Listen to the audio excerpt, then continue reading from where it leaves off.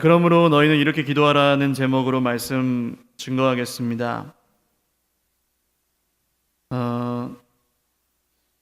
주기도문입니다. 오늘 우리가 읽은 이 본문의 말씀은 예수님이 산에서 제자들에게 가르치셨던 말씀인 산상수훈에 포함되어 있는 한 부분입니다. 산상수훈은 마태복음 5장에서 7장에 기록된 내용인데요. 예수님은 이제 하나님 나라의 백성이 된 제자들에게 이런 설교를 하셨습니다. 너희들은 누구고 이제 어떻게 살아야 되며 그 삶의 능력의 근원이 어디에 있는지, 그리고 그 나라의 백성은 어떤 열매를 맺으면서 사는지, 이런 내용들을 가르치셨습니다. 사실 이것은 오늘날 예수님을 믿으면서 세상에서 살아가고 있는 우리도 동일하게 하고 있는 고민입니다. 우리가 하나님 나라의 백성이 되었다는데 그게 도대체 우리에게 무슨 의미가 있는가? 우리가 예수님을 믿는데 세상 사람들과 우리가 다른 점이 무엇인가? 이런 것들 우리가 고민하면서 살지요. 아마 여기서 막혀 계신 분들도 있을 거라 생각합니다. 별 다른 게 없는 것 같고, 예수님을 믿는다고 해서 별로 세상에서 내가 더 다른 사람보다 잘 되거나 복되거나 그렇지 않은 경우가 더 많죠. 성경의 내용에 크게 관심을 갖지 않으셨다면, 그리고 예수님과 복음에 대해서 그냥 단편적인 지식만 갖고 교회를 다니시는 정도였다면 아마 내가 하나님 나라의 백성이다라는 그런 것도 좀 불명확하게 인식하고 계실 수 있을 것 같아요. 그런데 이제 하나님의 은혜로 우리 중에 대부분은 성경을 통해서 내가 누구냐라는 것을 알게 되었습니다. 하나님 나라의 백성이고 하나님의 자녀가 되었죠. 그러면 그런 나는 이제 어떻게 살아야 되느냐라는 면에서 고민을 하고 계실 거예요. 그런데 이 고민은 반드시 벽에 부딪힐 수밖에 없습니다. 왜 그렇습니까? 성경을 통해서 우리가 어떻게 살아야 되는지를 배우고 깨달아도 그렇게 사는 게 쉬워요, 어려워요? 쉽습니까? 어렵습니까? 어렵습니다. 아니 어렵다고 얘기하는 것도 적절하지 않은 것 같아요. 불가능합니다. 우리가 사는 세상이 악해서도 그렇지만 우리 속에 본질적으로 좀 하나님을 대적하고 하나님이 원하시는 뜻과는 좀 반대로 살아가려고 하는 그런 마음들이 아직도 살아있는 것 같고, 도대체 예수님이 나를 구원하셨다는데 왜 이런 문제가 해결이 안 되나 하는 그런 아마 답답함 속에 살아가고 계실지 모르겠습니다. 만약에 여러분 우리가 결심해서 말씀대로 살 수 있다면 의지가 강하다는 말과 믿음이 좋다는 말이 동의어가 되어야 되겠죠. 의지가 강한 사람이 믿으면 좋은 거거든요, 그러면. 근데 그렇지 않습니다. 결심해서 바뀌지는 않아요, 우리 삶이. 여기서 벽에 부딪힌 많은 분들이 붙들고 살아가는 말씀이 있습니다. 마음에는 원이로되 육신이 연약하다. 참 우리에게 위안을 주는 말씀이지만 사실 우리는 대부분 이 말씀을 가지고 자기 합리화 혹은 자기 위안을 삼으며 그냥 변하지 않는 내 삶을 그렇게 합리화하며 살아가고 있다는 것이죠. 그리고 하나님 나라에 대해서도 이 땅에서 경험할 수 있는 어떤 천국에 관심을 두기보다는 단순히 그냥 죽은 다음에 가는 그 어떤 곳, 있을지 없을지 잘 모르겠지만 그냥 하나님이 있다고 하시니까 믿어보자 하는 그런 곳 정도로 인식하고 세상에서는 그냥 세상 나라의 백성들과 별반 다르지 않게 살아가고 있는 것이 우리 모습일지 모르겠어요. 이 문제가 오늘날 많은 기독교인들이 겪고 있는 한계입니다. 근데 예수님은 6장 후반부에서 7장까지 그럼에도 불구하고 우리가 그런 삶을 살 수 있다고 말씀하시거든요. 그리고 그 능력이 어디에 있는지를 말씀하시는데, 이 하나님 나라의 백성들이 하나님의 백성답게 살 수 있는 능력이 어디에 있는지를 말씀하시는데, 사실 이 산상수훈 강해를 한번 한다면 더 자세히 나누겠지만 오늘은 이 주기도문 얘기를 해야 되기 때문에 간단한 예만 들어보겠습니다. 방금 말씀드린 부분에 어떤 내용이 있냐 하면요, 하나님과 재물을 겸하여 섬길 수 없다라는 내용이 나옵니다. 돈을 의지하지 말라는 거죠. 또 더 나아가서 이제 무엇을 먹을까 무엇을 입을까 염려하지 마라, 이런 말씀을 하십니다. 여러분, 걱정은 믿음의 반대말입니다. 걱정하고 있는 사람은 안 믿는 거예요. 맞죠? 그래서 예수님은 염려하지 말라고 하십니다. 그리고 하나님의 나라와 의를 구해라 라고 하십니다. 세상의 성공과 명예와 부와 헛된 것들을 좇지 말고 영원한 하나님의 나라를 구하라는 말씀을 하시고요, 이 모든 것들을 하늘에 계신 너희 아버지께 구하고 찾고 두드려라, 그리하면 주실 것이다, 이런 말씀을 하십니다. 할렐루야. 결국 여러분, 예수님이 무슨 얘기를 하고 싶으신 걸까요?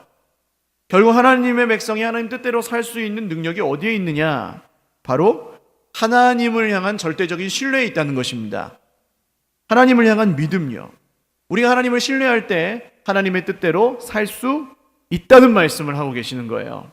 이런 의미에서 여러분, 믿음은 이런 관점에서는 우리의 선택이라기보다는 세상을 바라보고 우리 인생을 바라보는 어떤 우리의 관점이 하나님의 은혜의 손길로 바뀌게 되는 현상을 믿음이라고 좀 설명할 수 있겠습니다. 이 믿음이 있고 없음에 따라서 그럼 어떻게 달라질까요? 믿음이 없는 사람, 방금 말씀을 갖고 생각해 본다면 믿지 않는 사람은 여전히 예수님을 믿는다고 말은 하지만 돈을 의지하며 삽니다. 방금 말씀에 비추어 본다면. 믿지 않는 사람은요, 늘 염려하죠. 하나님이 하나님이심을 믿는다고 하면서도 염려는 늘 내 몫입니다.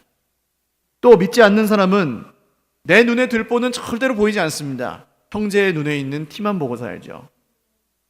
또 믿지 않는 사람은 하나님께 구하지도 않고 구하면 주실 거라는 확신도 없습니다. 안 주고 안 받기로 그냥 살아가죠. 그러나 믿으면 여러분 어떻게 변합니까? 오늘 이 예수님의 말씀대로 살아갈 수 있게 됩니다. 할렐루야. 그 능력이 믿음에 있다는 거죠. 왜요? 그 사람의 관점이 바뀌었기 때문입니다. 세상에 속해 있던 이 사람의 눈이 하나님의 은혜로 하나님 나라의 관점을 갖게 되었기 때문에 그 사람의 인생이 변하는 거예요. 그래서 이런 사람은 자기 삶을 통해서 하나님 나라의 열매를 맺어갑니다. 이게 7장 마지막의 내용이죠. 예수님이 그렇게 말씀하십니다. 열매로 그 사람을 알 수 있는데 그 열매가 뭐냐? 하나님 나라의 진짜 열매가 뭐냐? 나더러 주여 주여 하는 자마다 천국에 들어갈 것이 아니고 하나님의 말씀대로 행하는 자라야 천국에 들어갈 것이다. 이런 말씀을 하십니다. 산상수훈은 이런 내용이에요. 지금 5장에서 7장 긴 내용을 제가 잠깐 사이에 설명하느라고 비약도 있고 좀 이렇게 생략된 부분도 있지만 굉장히 앞뒤가 연결되는 깊은 내용을 담고 있습니다. 하나님 나라의 백성이 누구고 그 백성은 어떻게 살아야 되며 그 백성이 그렇게 살 수 있는 능력이 믿음에 있고 그게 바로 관점의 변화가 필요한데 그래서 그런 백성은 그렇게 변한 백성은 열매를 맺는 삶을 산다라는 이야기를 아주 명확하게 하나님 나라와 그 백성의 정체성과 또 그 삶에 대해서 예수님이 정리해 주신 말씀이 산상수훈입니다.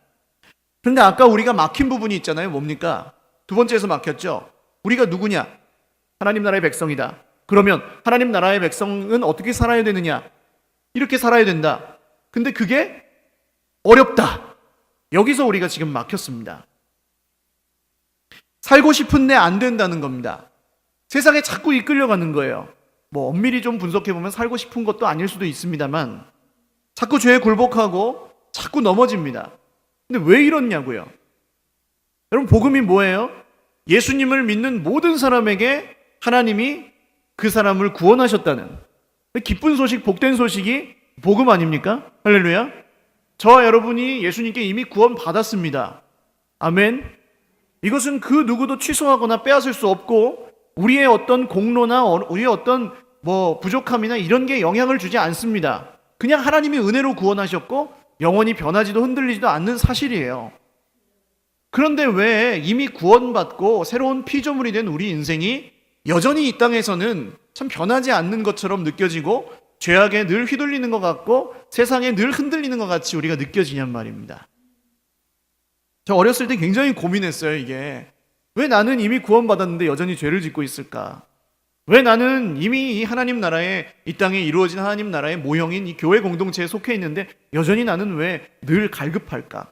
마음이 힘들 때가 많을까? 왜 이게 안 되냐는 거예요. 말씀대로 사는 게.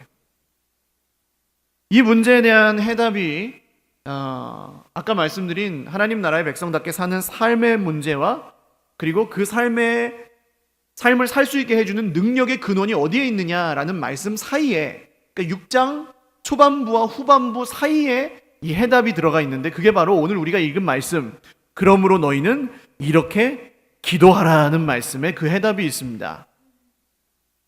오늘 주님이 가르쳐 주신 이 기도가 알아도 깨달아도 하나님 나라의 백성답게 살 수 없는 우리들에게 세상에 속한 우리의 눈을 돌려서 하나님의 시각으로 바라볼 수 있게 해주시는 관점의 변화를 가져다 준다고 하는 것이죠. 그 믿음을 하나님이 우리에게 공급해 주시는 시간이 바로 기도 시간입니다. 그래서 이 기도 부분에서 막히면 신앙은 성장하지 않습니다. 또 삶이 변하지 않습니다. 평안할 수가 없고 행복해지지도 못합니다. 왜 그럴까요? 이 기도가 여러분 선택사항이 아니기 때문이에요. 물론 공부를 하거나 성경 지식을 쌓아서 아는 게 많아질 수는 있겠죠. 그러나 아무리 성경을 잘 알아도 이 관점의 변화가 일어나지 않은 사람, 그 사람의 시선이 여전히 땅에 속해 있는 사람, 믿음으로 하나님을 절대적으로 신뢰하지 않는 사람은 성경을 알아도 아는 건 많아졌지만 여전히 돈을 의지하고요. 아는 건 많아졌을지라도 늘 걱정하고 있고요. 늘 남을 비판하거나 하나님께 구하지 않는 그런 세상 사람들과 별반 다름이 없는 삶을 살 수밖에 없다는 것이죠. 그러니까 어떠세요? 기도는 해도 되고 안 해도 되는 것이 아니고 그 사람이 정말 하나님 나라의 백성이라면 기도는 하나님 나라의 백성에게는 숨 쉬는 것과 같습니다. 숨을 쉬지 않으면 어떻게 되나요? 숨을 쉬지 않으면 어떻게 됩니까? 생명을 잃어버립니다. 하나님 나라의 백성이라고 하면서도 우리가 생명이 없는 것처럼 세상에 속한 사람들과 별반 다르지 않게 살아가고 있는 이유는 바로 이 지점에 원인이 있을 가능성이 큽니다. 그러나 우리가 여기서 또 부딪히는 문제가 있죠. 그게 무엇입니까? 기도가 어렵다는 것입니다. 기도가 쉬워요, 어려워요? 여러분 지금까지 한 몇십 년 이상 기도하면서 살아오신 분들도 있으실 텐데 기도가 쉬우셨습니까? 어려우셨습니까? 기도가 쉬우신 분도 있습니다. 할렐루야.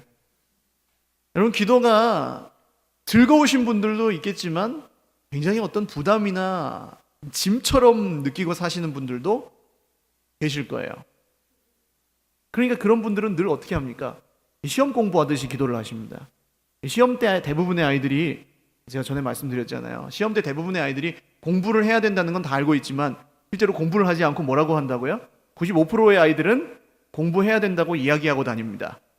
공부해야 되는데 공부는 안 해요. 근데 공부해야 된다는 건 알기 때문에 공부해야 되는데, 냉장고 문 한번 열면서 공부해야 되는데, 화장실 한번 갔다 왔다 하면서 공부해야 되는데, 계속 공부해야 된다고 말은 하지만 공부는 안 하는, 기도를 우리가 똑같이 그렇게 하고 있을 수 있습니다. 기도해야죠. 기도 좀 해야죠. 하고만 있다는 거예요. 그 이유가 어딨냐? 기도가 어렵다는 데 있습니다. 기도할 줄 모릅니다. 우리가 하나님께 내 생각을 솔직히 말하고 우리의 어려움이 있을 때 좀 도와달라는 그런 이야기 정도는 할 수 있는데, 여러분 그 정도 기도는 한 5분 정도 하면은 할 말이 없어집니다. 그런 한계를 만나거든요. 물론 기도를 오래 한다고 해서 그게 좋은 것만은 아니지만 어쨌든 이런 기도의 한계를 계속 겪다 보면 기도의 불씨가 꺼져버리는 경우가 생깁니다. 그래서 기도를 아예 1초도 하지 않고 한 두 주나 개월을 보신 경험도 아마 있으실 거예요.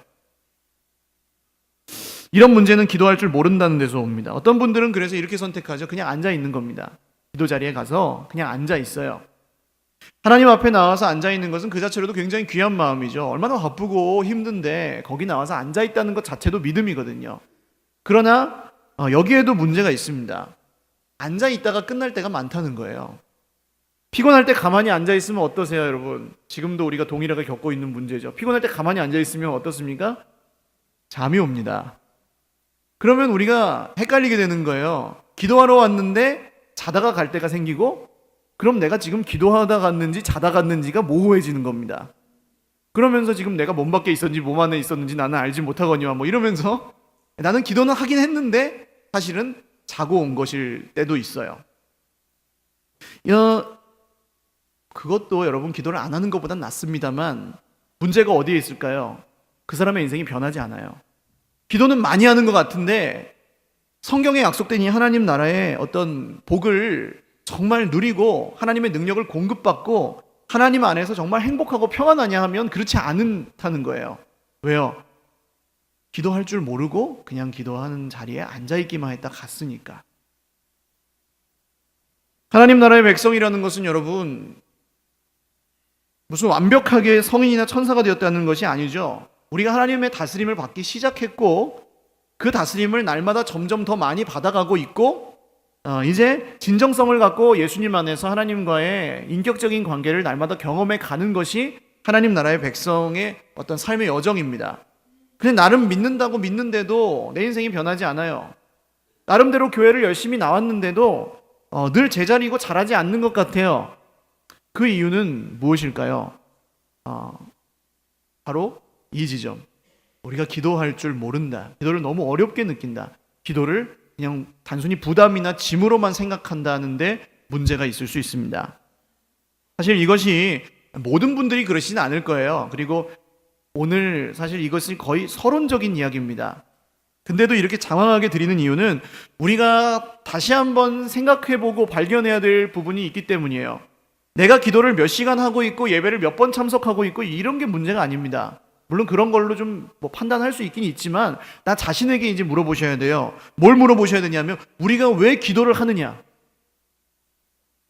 왜 우리가 기도해야 되느냐? 그리고 그럼 나는 기도를 할 줄 아는가? 기도하기를 좋아하는가? 기도는 그리스도인의 기도는 그럼 뭔가? 이런 본질적인 질문들을 내 기도 생활과 삶에다가 던져보셔야 된다는 것입니다. 내가 그래도 교회를 제법 다녔는데 여러분 이런 질문에 대한 정확한 답을 갖고 계십니까? 그리고 그렇게 기도를 해서 오늘 말씀에 나온 대로 하나님 나라의 백성이 하나님 나라의 백성답게 살아갈 수 있는 삶의 능력을 그 기도를 통해 공급받고 계십니까? 예수님 그렇게 말씀하셨는데요.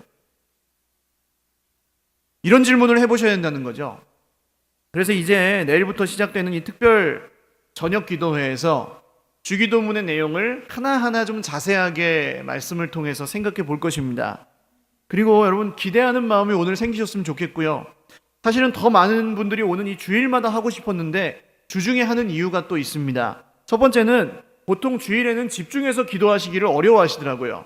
오랜 시간 기도를 못 하세요. 왜 그런지 모르겠는데 분위기 때문인지 낮에 예배를 드려서 그런지 다음 스케줄들이 있으셔서 그런지 모르겠지만 주일날은 이렇게 길게 기도를 하시지 못하더라고요. 근데 여러분 기도는 배우는 걸로 끝나지 않습니다. 배우는 걸로는 소용없어요. 그럼 어떻게 해야 될까요? 기도를 해봐야 됩니다. 그래서 평일에 하는 거예요. 시간을 내시면 기도를 하실 수 있는 날에 지금 이 내용을 나누려고 하는 겁니다. 또 한 가지 이유는 기도는 여러분 집중해서 이어가실 필요가 있습니다. 무슨 의미냐면 여러분 처음 불을 피울 때 생각하시면 돼요. 젖은 장작 같은 거에 불 피워 보셨습니까? 불이 잘 붙어요? 안 붙어요? 안 붙습니다. 처음에 어떻게 해야 돼요? 계속 바람을 불어 넣어줘야 되고 잘 타는 것을 거기다 계속 신문지 같은 걸 집어 넣어줘야 되잖아요. 똑같습니다. 기도를 전혀 하시지 않던 분이 갑자기 기도하는 인생이 되지 않아요. 집중해서 기도를 이어가 보실 필요가 있습니다. 반대로 꾸준히 기도하시던 분들에게는 그냥 정리된 메시지로 주일마다 들으시는 게 더 도움이 될 수도 있지만 이런 단기간의 기도에도 도움이 됩니다. 여러분 잘 타는 불에는 통나무만 가끔 하나씩 집어넣어 주면은 잘 계속 타지만 이런 단기간의 기도에는 말하자면 기름을 끼얹는 거랑 똑같아요.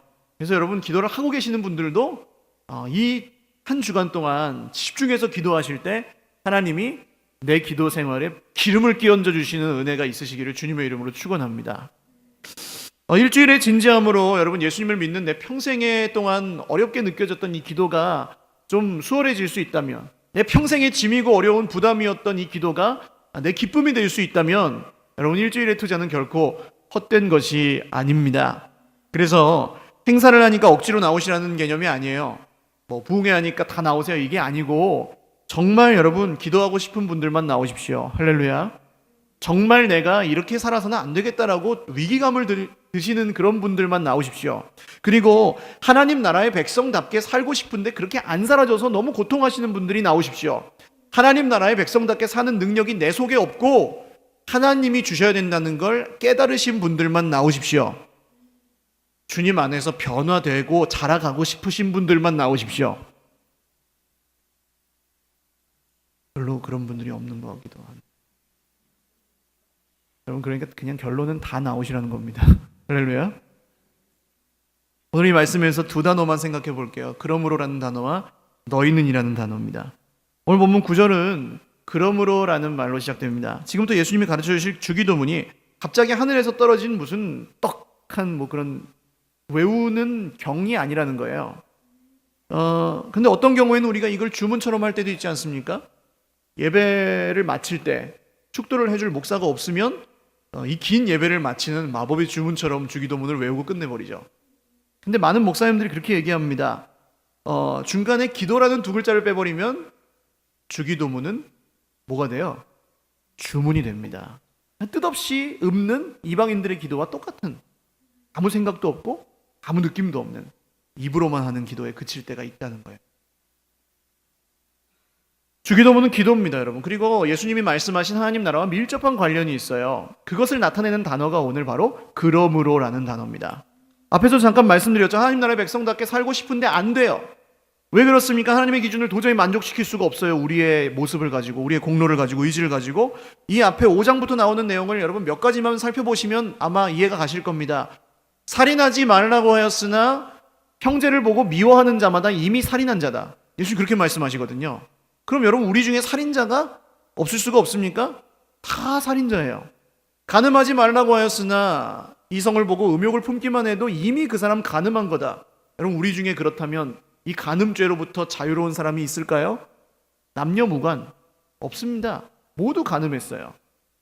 또 너한테 잘해주는 사람만 사랑하지 말고 사랑스럽지 않은 사람도, 즉 원수도 사랑해라, 이런 말씀도 하시죠. 여러분, 그렇게 살고 계십니까? 그렇게 하실 마음이 있으세요? 되세요? 그게? 안 되실 것입니다. 이 말씀 여러분 5장에 진짜 몇 절만 읽어봐도 예수님을 믿을 엄두가 안 나요. 이렇게 살라는, 이게 돼? 하면서 많은 사람들이 말씀대로 사는 게 굉장히 어려운 것으로 생각을 합니다. 내 이야기가 아니야, 이건. 어떤 믿음 좋은 사람들 얘기지. 그렇게 하고 그냥 넘어가 버리시거든요. 근데 예수님이 이 말씀을 누구에게 하셨느냐는 거예요. 제자들에게 하셨지 않습니까? 제자들 모두에게 하셨어요. 제자들이 아무도 이렇게 살 수 없는 사람들이었다면 아마 예수님이 이 말씀을 안 하셨겠죠. 의미가 없고 비현실적인 얘기를 왜 합니까? 예수님이 하나님의 아들이신데. 근데 예수님이 이 말씀을 하셨다는 것은 무슨 의미입니까? 이것이 제자들도 마찬가지고 우리도 마찬가지고 우리 힘으로는 안 되고 우리가 결심해서는 안 될지라도 그렇게 살 수 있는 길이 존재한다는 것이죠. 아까 말씀드렸습니다. 여러분, 여기가 관점의 변화가 일어나야 되는 자리예요. 하나님 나라를 몰랐을 때는 이 말씀대로 살 수 없습니다. 하나님 나라의 백성이 아니면 이 말씀이 그 사람에게 해당이 안 됩니다. 그 사람은 그렇게 못 살아요. 그런데 하나님 나라의 백성은 그렇게 살 수 있어요. 이렇게 생각이 달라지는 것 자체가 믿음이고 관점의 변화입니다. 그래서 예수 그리스도를 믿는다는 것은 우리의 생각이 이렇게 바뀌는 거예요. 그렇게 살 수 없다라는 생각이 그렇게 살 수 있다, 그리스도 안에서, 그런 생각으로 바뀌고 거기서 끝나지 않습니다. 그렇게 살 수 있다 없다의 가능성의 문제에서 그치지 않고 그렇게 살고 싶다라는 소망까지 간다는 것입니다. 이게 하나님 나라의 백성들이 경험하는 변화예요. 그리고 예수님은 기도를 통해 이 과정이 일어난다고 오늘 말씀하고 계시는 것입니다. 여러분, 기도할 때 하나님을 설득하십니까? 하나님, 내 말 좀 들어줘서 이것 좀, 이 소원 좀 빨리 들어주시고 이 어려움 좀 빨리 해결해 주세요 라는 그런 느낌으로 기도하십니까? 아마 기도를 오래 못 하실 거예요. 불가능하기 때문이에요. 근데 아마 이런 경험을 하신 적이 있는 분들이 있으실 거예요. 내가 전혀 하나님을 향한 마음이 없어요. 하나님을 향한 믿음을 다 잃어버렸어요. 너무 힘들어서. 그냥 죽을 쌍을 하고 그래도 뭐 지푸라기라도 잡아보자 하고 그냥 하나님 앞에 나가서 앉아 있었는데 내 가슴이 뜨거워지고 하나님이 내 눈에 눈물을 주시고 그러면서 내 마음이 바뀌는, 내가 그 문제를 바라보던 시각이 바뀌는, 내가 정말 죽도록 힘들었던 그 마음이 문제는 그대로 있는데 마음이 완전히 자유하게 되고 평안하게 되는 그런 일이, 여러분 아마 기도 가운데 이걸 경험해 보신 분은 기도하지 않고서는 견딜 수 없습니다. 그래서 기도하게 되거든요, 매일매일. 그러면 이 관점의 변화가 우리를 그렇게 살 수 있게 해주시는 원동력인 믿음인데, 이것이 하늘로부터 우리에게 공급되는 통로는 오직 기도라고 하는 것입니다. 이해가 가시죠? 그래서 바꿔 말하면 너희는 이렇게 기도하지 않으면 그렇게 살 수 없어라는 말씀이에요. 바꿔놓고 보니까 굉장히 무서운 말씀 아닙니까, 여러분? 우리가 하나님 나라의 백성답게 사는 것이 기도하지 않으면 불가능하다는 거예요. 하나님 나라의 삶이 우리 안에서 온전해질 수 없어요. 기도하지 않으면. 살 수 없다는 생각이 들 뿐만 아니라 살고 싶지도 않아요. 그래서 기도하지 않으면 신앙이 미지근해지는 것입니다. 아마 이거 경험하지 못한 분은 저는 없을 거라고 생각합니다. 모든 분들이 아마 경험해 보셨을 거예요. 그래서 기독교의 기도는 단순히 어려운 일이 있을 때 도와달라는 데서 그치지 않습니다. 물론 그것도 귀한 기도지만 우리 기도의 본래 목적은 그게 아니라는 거예요. 하나님 나라의 백성답게 이 땅에서 하나님이 다스리시는 삶을 예수님의 말씀대로 사는 삶, 천국의 삶을 사는 능력이 기도를 통해 공급된다고 하는 것입니다. 여러분, 이 능력을 다음 한 주간 동안 그리고 평생의 기도하는 중에 경험하시기를 주님의 이름으로 축원을 드립니다. 차에 기름을 넣지 않으면 차가 못 가잖아요. 마찬가지로 기도하지 않으면 하나님 나라의 백성은 그 나라 백성답게 살 수 없습니다. 두 번째로 여러분, 이 개념이 그 다음 단어로 연결이 됩니다. 너희는, 그러므로 너희는 하시거든요. 여기서 너희가 일차적으로 누구를 말합니까? 제자들이에요. 5장 1절에 보시면 예수께서 무리를 보시고 산에 올라가 앉으시니 누가 나왔어요? 제자들이 나왔어요. 무리는 수만 명이었는데 예수님이 산에 올라가셔서 말씀을 가르치시는데 거기까지 따라와서 그 말씀을 들은 사람들은 제자들이었어요. 즉 이 말씀은 예수님을 믿음으로 하나님 나라의 백성이 된 저와 여러분에게 모두에게 해당되는 말씀이라는 겁니다. 이것이 굉장히 중요합니다. 5장 초반부에서 하시는 말씀은 그 유명한 팔복에 대한 말씀이죠. 심령이 가난한 자는 복이 있나니 하면 시작되는 하나님 나라의 백성은 어떤 사람들이고 이미 어떤 복을 받았느냐라는 것에 대해서 설명하시는 말씀입니다. 즉 제자들에게 예수님이 이 말씀을 통해 물으시는 게 뭐예요? 너희는 누구냐라는 겁니다. 이제 하나님 나라의 백성이 되고 예수님을 믿는 나는 누구냐? 여러분, 그 질문에 진짜로 그냥 진심으로 중심으로 대답하실 수 있습니까? 예수님이 그렇게 묻고 계시다니까요. 진짜 그렇게 생각하느냐? 진짜 그렇게 믿느냐라고 물으시는 거예요. 너희는이라는 말은. 너희는. 세상에 많은 사람들이 내가 누구냐라는 이 질문에 대해서 진지하게 생각하지 않습니다. 그것이 어떻게 드러나냐 하면 대부분의 사람들이 일 중심으로 살아가거든요. 그리고 어떤 일을 하느냐를 가지고 거기서 내가 누구냐를 발견하려고 합니다. 드러나는 증거가 뭐예요? 직함이나 지위 같은 걸 굉장히 중요하게 생각하죠. 내가 무슨 일 하는 사람입니다 라고. 근데 여러분, 그 직함이나 지위가 나를 다 표현해 줄 수 있습니까? 아니죠. 내가 누구냐라는 게 더 큰 질문이잖아요. 그래서 내가 누구냐라는 것에 대해서 충분히 고민하지 않으면 여러분, 일하는 것은 그렇게 중요하지 않습니다. 무서운 것이 세상도 결국 그 사람이 무슨 일을 했느냐보다 그 사람이 어떤 사람이냐를 가지고 우리를 판단하죠. 그래서 평생 동안 잘했어도 한 번 잘못해서 그냥 그 모든 것을 다 잃어버리는 경우를 여러분 뉴스에서 많이 보시잖아요. 세상도 우리가 무슨 일을 했느냐보다 우리가 누구냐라는 걸 먼저 물어봅니다.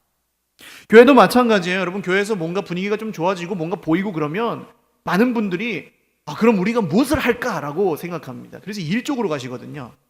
그런데 거기서 우리가 갈 수 있는 두 갈래 길이 있어요. 뭘 할까라고 일 쪽으로 가시면 그게 잘 안 되실 겁니다, 아마. 왜냐? 우리가 누구냐라는 것이 분명해지지 않았기 때문일 가능성이 커요. 우리가 누군지도 분명해지지 않았는데 일을 먼저 하려고 하면요, 힘을 잃어버립니다. 힘을 잃어버리고 그 힘을 하나님이 공급해 주시질 못합니다. 그래서 여러분, 어떤 우리 속에 그런 여력이, 하나님이 주시는 에너지가 생겨났을 때 일하는 것보다 먼저 하나님 안에서 내가 누구냐라는 것을 발견하는 쪽으로 그 에너지를 향하시는 게 맞아요. 그리고 그 다음에 일은 하나님이 맡겨주십니다. 그래서 이걸 사명이라고 부르죠. 사명이 뭡니까? 받은 명령이라는 뜻이거든요. 내가 하고 싶은 걸 하는 건 사명이 아니에요. 하나님께 받은 명령이에요. 내가 누군지를 분명히 알면 하나님이 나에게 명령을 주신다는 거죠. 그 다음에 일입니다. 역시 여러분, 계속적인 기도를 통해서만 그 사명을 감당할 능력을 우리는 공급받을 수 있고요. 일하는 것 자체가 잘못이라는 얘기는 아닙니다. 일하지 말고 기도만 하면 다 된다, 그런 얘기가 아니에요. 그러면은 공부 안 해도 기도만 하면 다 서울대 가게요. 그게 아니고, 이것을 쉽게 이제 교회에서 마르다와 마리아의 이야기로 비유를 많이 하는데요. 예수님이 마르다와 마리아가 살고 있는 집에 가가지고 성경을 가르치시는데 밥 먹어야 되잖아요. 성경만 배울 수 없으니까 밥을 먹으려고 이제 마르다가 부엌에서 열심히 준비를 합니다. 그런데 이 마리아, 여동생 마리아가 예수님 발치에 앉아서 말씀을 듣고 있어요. 마르다가 이제 고양이 손이라도 빌리고 싶은 상황에 마리아의 옆구리를 막 찔렀겠죠. 야, 와서 일 좀 해. 근데 마리아는 꿋꿋이 거기에 버티고 앉아서 말씀만 듣고 있습니다. 이 마르다가 결국 좀 화가 나서 예수님에게 가서 예수님, 내 동생한테 얘기를 해가지고 가서 일 좀 하라고 얘기해 주세요. 하죠. 그랬더니 예수님이 마르다야, 네가 많은 일로 근심하고 염려하지만 한 가지만 해도 된다. 그리고 마리아는 좋은 편을 택했으니까 빼앗기지 않을 것이다. 이런 말씀을 하시는 그런 사건이 성경에 나오죠. 이게 많이 오해되고 있는 말씀인데 여러분, 교회에는 마르다도 있어야 되고 마리아도 있어야 됩니다. 일하는 사람이 없으면 우리가 어떻게 교회가 유지가 되겠어요? 오늘 일하는 마르다가 없으면 예수님도 굶으셔야 됐잖아요. 일하는 게 나쁜 게 아니라고요. 근데 정신의 문제입니다. 마르다의 문제가 뭘까요? 마르다의 문제는 일에 온 마음이 다가 있다는 게 문제입니다. 그럼 마르다는 지금 하나님의 다스림을 받나요? 일의 다스림을 받나요? 일의 다스림을 받고 있다는 거죠. 일의 다스림을 받으니까 사랑해야 될 동생이 미워졌어요. 일 때문에. 일의 다스림을 받으니까 내가 믿는 예수님, 내가 지금 누굴 대접하려고 식사 준비를 해요? 예수님을 대접하려고 식사 준비를 하잖아요. 근데 동생한테 한마디를 안 해주는 예수님이 야속해졌어요. 예수님보다 일이 더 중요하니까. 이게 심각한 문제인 겁니다, 여러분. 하나님 나라 백성이 아닌 거예요. 일의 백성, 일 나라의 백성이지. 근데 마리아는요, 당시에는 여러분 남자들과 여자들이 그렇게 함께 앉아서 어우러져서 예배를 드리는 그런 분위기가 아니었으면 여성의 지위가 현저하게 낮았거든요. 근데 마리아는 꿋꿋이 그 자리에 앉아 있어요. 그리고 지금 당장 언니가 일을 하고 있는데 가서 도와야죠. 안 그러면 얌체잖아요. 그런데도 마리아가 꿋꿋이 그 자리에 있는 이유는 뭡니까? 어떤 마음으로 앉아 있었을까요? 내가 누구냐? 나는 그 무엇과도 바꿀 수 없는 이 주님의 말씀을 들어야 하는 하나님의 백성이다 라는, 내가 누구냐라는 것을 분명히 알고 그 자리에 앉아 있었던 것이죠. 세상의 기준은 어떻습니까? 남자들이랑 같이 앉아 있으면 안 되고, 세상의 기준은 빨리 가서 부엌 일이나 도와야 되지만 나는 내 생명을 걸고 이 자리에 앉아 있어야 되는 사람이다라는 게 분명했어요. 그리고 예수님이 그것을 칭찬하신 것입니다. 아까 말씀드린 관점의 변화가 마리아 속에 일어났던 것이죠. 이런 사람은 세상이 감당할 수 없는 사람이 됩니다. 모든 기준을 초월해서 하나님의 뜻대로 살 수 있는 사람이 되죠. 그게 바로 오늘 산상수훈에서 예수님이 우리에게 가능하다고 말씀하시는 하나님 나라의 백성의 삶인 것입니다. 오늘 이 말씀을 들으셔도 어떤 분은 기도보다 더 중요한 게 있다고 여기실지 몰라요. 그러면 내일 저녁에 오시지 못할 겁니다. 시간을 비교적 늦은 9시에 정한 이유는 우리에게 핑계가 없어지게 하려고 정한 겁니다. 이 9시는 야근을 늦게까지 하시거나 몸이 너무 아프신 경우를 제외하면 대부분 오실 수 있는 시간일 거예요. 할렐루야. 피곤한 것만 조금 뒤로 하시면 오실 수 있어요. 보통 그 시간에 그리고 주무시지 않는 걸 제가 다 알고 있습니다. 가보지 않았지만 환하게 불이 켜져 있고 아마 TV를 틀어놓고 계시겠죠. 식사를 혹시 못 하셨어도 김밥 한 줄 사서 그냥 뛰어오십시오. 일주일 정도는 여러분 그렇게 하셔도 돼요. 그리고 말씀을 듣고 기도하십시오. 집안일이 밀리겠죠. 아무래도 퇴근하고 나서 집안일을 다 하셔야 되는 분들은 집안일이 밀리실 텐데, 여러분 일의 다스림을 받지 마시고 좋은 편을 택하십시오. 빼앗기지 않으실 것입니다. 다음 주에 새벽 기도 없습니다. 새벽 저녁 다 나오기 힘들어서 못 나온다는 핑계가 우리에게 적용되지 않습니다. 새벽 기도는 안 나오셔도 되고 다음 주에는 저녁 기도에만 나오시면 돼요. 여러분, 우리가 지금 벼랑 끝에 몰려있다는 것, 코너에 몰려있다는 것을 자각하시길 바랍니다. 예배드리지 못하는데 우리 기도하지 않는다면, 말씀이 들리지 않는데 기도하지 않는다면, 내 마음이 힘든데 기도하지 않는다면, 관계에 문제가 있는데 기도하지 않는다면, 물질 문제에 내 마음이 다 사로잡혀 있는데 기도하지 않는다면 이번 주에 주님 앞에서 해결하십시오. 할렐루야. 벼랑 끝에 있습니다. 근데 올 수 있어도 안 오시는 건 지금도 그냥 그렇게 주님의 기도를 가지고 잘 기도하시는 분들, 그런 분들은 골방에서 하나님과 만나셔도 돼요. 근데 대부분 안 그러실 거라 생각합니다. 한편으로는 여러분, 이런 관점의 변화가 일어나지 않으면 오늘 그러니까 이 설교가 끝난 후에 우리가 잠깐 기도할 것은 이겁니다. 주님, 내가 다른 일보다, 내가 당장 해야 되는 일보다 이 기도가 더 중요하다는 마음을 나에게 허락하여 주옵소서. 이 믿음을 나에게 주옵소서. 그런 기도를 하셔야 되고요. 사랑하는 여러분, 이 기도는 무거운 의무나 부담이나 짐이 아닙니다. 우리를 하나님 나라의 백성답게 살 수 있게 해주는 능력의 시간입니다. 그 기쁨을 이번 한 주간 맛보시길 바라요. 그리고 하나님 반드시 하실 겁니다. 제가 스케줄은 정말 완전히 무리고 준비할 시간이 충분하지 않은데도 1월 달에 어쩔 수 없이 결정하고 기도하고 하게 된 이유는 하나님의 뜻이에요. 하나님은 우리가 기도하기를 원하십니다. 일하기보다, 다른 것에 관심 갖기보다 주님 뜻대로 기도하기를 원하십니다. 그리고 거기서부터 시작될 거예요. 다른 모든 일들이. 말씀을 맺습니다. 오늘 제 설교는 명확한 목적이 있습니다. 여러분을 다음 한 주간 동안 저녁에 이 자리에 나오게 하시는 3층에서 합니다. 그게 목적이에요. 왜냐하면 저와 여러분은 하나님 나라의 백성이고 하나님 나라의 백성답게 살 수 있는 능력은 오직 기도의 자리에서 공급되기 때문입니다. 전에는 제가 이런 부흥회나 특별기도회나 이런 걸 하면 굉장히 마음에 부담이 있었어요. 많은 분들이 안 오시면 어떡하지? 혹은 소위 말하는 영적인 부흥이 막 뜨거운 불로불로의 역사가 일어나지 않으면 어떡하지? 라는 그런 부담감이 있었습니다. 늘 걱정하면서 준비했거든요. 그래서 지금은 그렇지 않습니다. 그때보다 제가 하나님을 좀 더 잘 믿어요.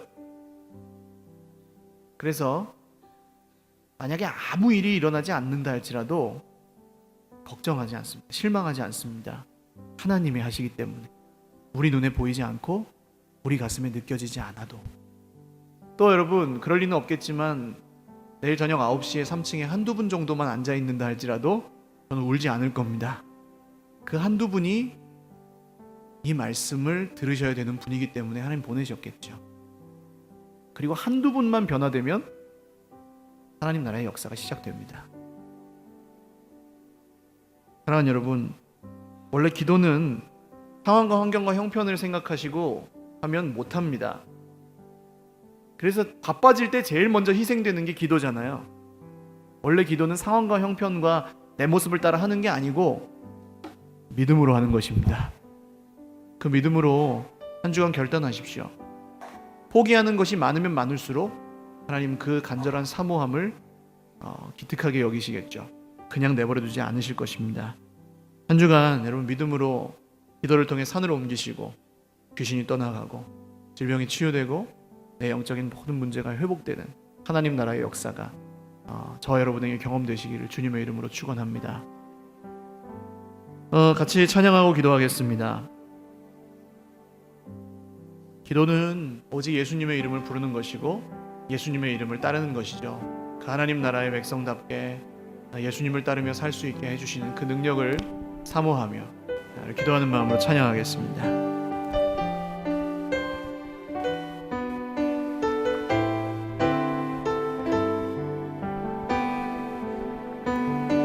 수많은 무리들 줄지어 수많은 무리들 줄지어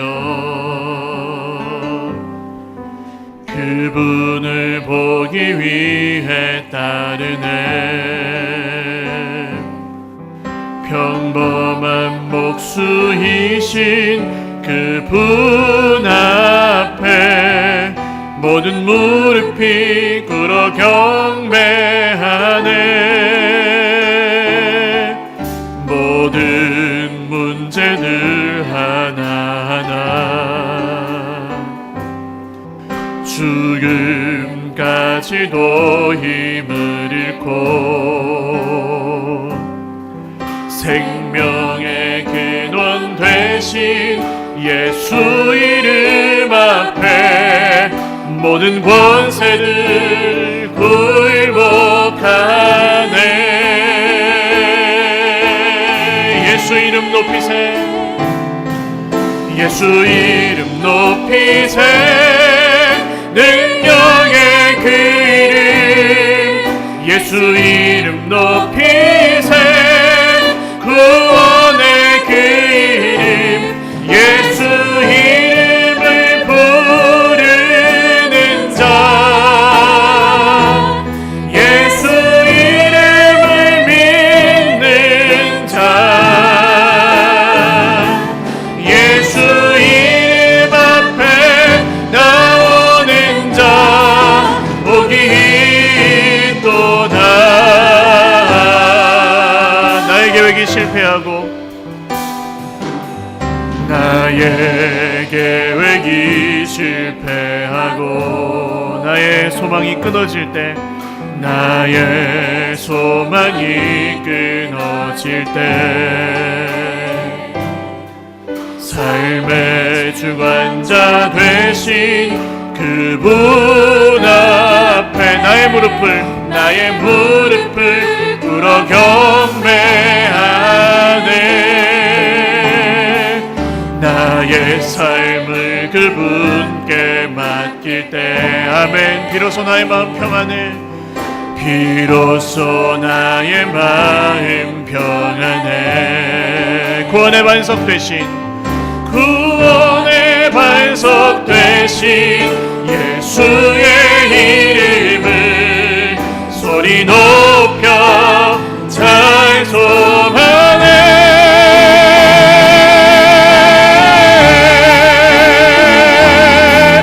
예수 이름 높이세. 능력의 그 이름 예수 이름 높이세. 구원의 그 이름 예수 이름을 부르는 자, 예수 이름을 믿는 자, 예수 이름 앞에 나오는 자 복이 있도다.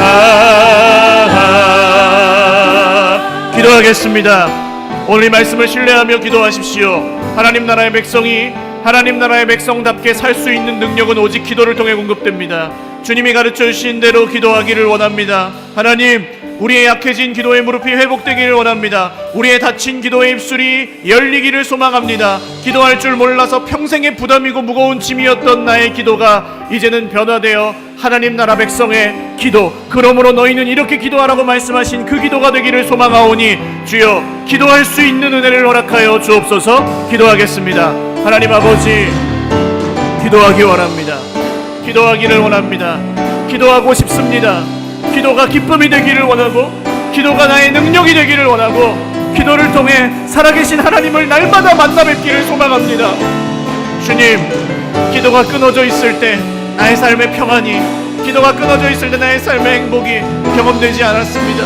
기도가 끊어져 있을 때 너무나 나의 삶은 연약하고, 나의 선한 의지나 결단을 가지고는 하나님 나라의 백성답게 온전히 살 수가 없었습니다. 주님, 기도함으로 주님 앞에 나아갈 때 더 이상 율법적으로 기도하지 아니하고, 남에게 보이기 위해서 기도하지 아니하고, 시간을 때우려고 기도하지 아니하고, 나의 욕심만을 위해 기도하지 아니하고, 주님을 만나는 기도, 주님의 뜻이 이 땅 가운데 이루어지는 기도, 하나님의 나라가 이루어지는 기도, 하나님 나라의 백성답게 살아가는 기도, 아버지여 그 기도를 드리게 하여 주시옵소서. 한 번만 더 기도하겠습니다. 여러분, 힘든데 기도하지 않고 계시다면 오늘 그 힘든 것을 주님 앞에 아뢰드리십시오. 내가 누구인지 분명하게 알지 못하시면서 그냥 교회만 다니고 계시다면 하나님, 내가 누구인지를 알게 하시고 믿게 하여 주옵소서라고 기도하십시오. 오늘 영혼의 고통과 육신의 질병 때문에 고통하며 하나님을 예배하고 하나님을 찾는 것이 어려우신 분들은 무릎 꿇으십시오. 알면서도, 기도해야 된다는 것은 알면서도, 기도해야 된다고 말은 하면서도 여전히 율법적인 기준에 사로잡혀서 행위적인 기도에만 집착하고 있는 내 모든 기도의 모습들을 버리시고 주님 앞에 주님이 가르쳐 주신 기도대로 기도할 수 있게 해달라고 다시 한번 마음 모아서 기도할 때 우리의 문제들, 걱정들을, 염려들을 주님께 맡기며 기도하겠습니다. 하나님, 하나님의 다스림을 따라서 하나님, 나의 문제를 맡겨드립니다.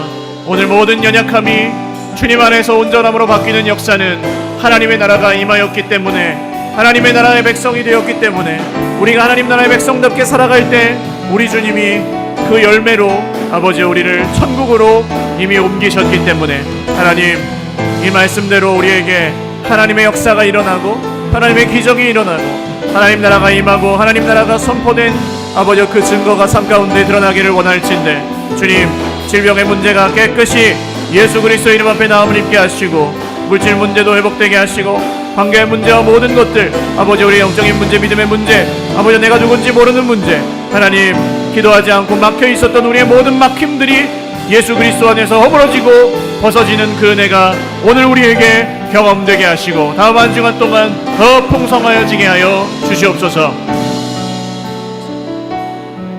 존귀하신 하나님 아버지, 감사합니다. 오늘 예수님의 이름이 선포되고 예수의 이름을 부르는 자, 예수님의 이름을 높이는 자, 예수님의 이름을 믿는 자, 예수님의 이름에 모든 소망을 두는 자에게 복이 있다 말씀하십니다. 이 하나님 나라의 복이 이미 우리에게 임하였고 그 백성답게 살 수 있는 능력을 하나님 주시기 원하시는데 주여 기도하게 하여 주시옵소서. 일하기보다 먼저 기도하게 하시고 고민하고 걱정하기보다 먼저 기도하게 하시고 하나님 돈 때문에 세상 형평 때문에 우리 마음이 흔들리고 하나님께 나아가지 못하는 그 모든 것들 2주간의 기도로 하나님 앞에 나아가게 하여 주시옵소서. 주님 십자가의 모든 것들을 못 박았습니다. 십자가의 모든 것들을 다 내려놓았습니다. 주님만 남고 주님만 보이는 다음 한 주와 우리의 평생이 되고 하나님 그렇게 기도하며 이제는 부담이나 율법이나 남에게 보이기 위해서가 아니라 기쁨으로 기도하는 하나님 나라의 백성들이 다 되게 하여 주시옵소서. 이루실 주님을 찬양하며 예수님의 이름으로 기도 올리옵나이다. 아멘.